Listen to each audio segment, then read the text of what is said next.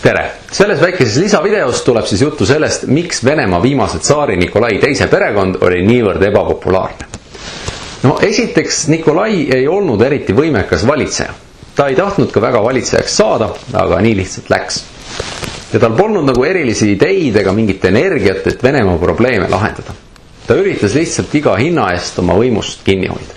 Enam-vähem täpselt nagu Louis XVI. Aga siis tuli esimene maailmasõda. Ja Venemaal hakkas kehvasti minema ja siis ühtäkki otsustas Nikolai 1915. aastal hakata isiklikult vägesid juhtima.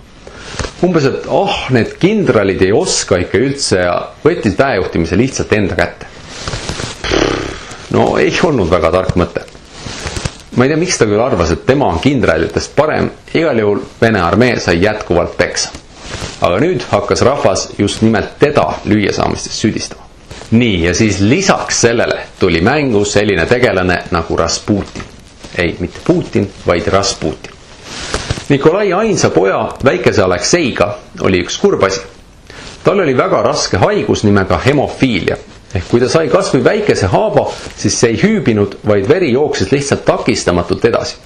Ehk juba väikene kriimustus võis olla tal eluohtlik. Ta oli pidevalt haige ja valudas. Ja kuna Nikolai ja tema naine olid väga mures, siis nad olid valmis oma poja nimel ükskõik mida proovima. Ja siis nad leidsid ühe munga ja ravitseja nimega Rasputin. Jah, ta oligi kõigi meelest nagu ülikriipi tüüp. Aga miskipärast oli nii, et kui tema tuli selle Aleksei juurde, siis läks valu üle ja veritsemine peatus. Ja kõik olid nagu, et mida? Keegi ei osanud seda väga seletada, mis toimus. Ja siiamaani vaieldakse, mis see põhjus võis olla, aga igatahes Rasputin oli Nikolai perekonna jaoks ainus, kes nende poega suutis päästa. Ja siis Rasputin lihtsalt chillis seal nende juures ja tal tekkis üsna suur mõju tsaari perekonna ja seeläbi kogu riigi üle. Lihtsalt mingi kriipi munk, keda keegi ei tundnud, oli ühtäkki Venemaa üks mõjuvõimsamaid inimesi. Aga teistele inimestele tundus see kõik ülikahtlane. Nad kartsid, et Rasputin on spioon või umbes midagi sellist. Ja siis mõned aadlikud otsustasid Rasputini ära tappa. Aga see ei olnud nii lihtne, nagu võiks arvata.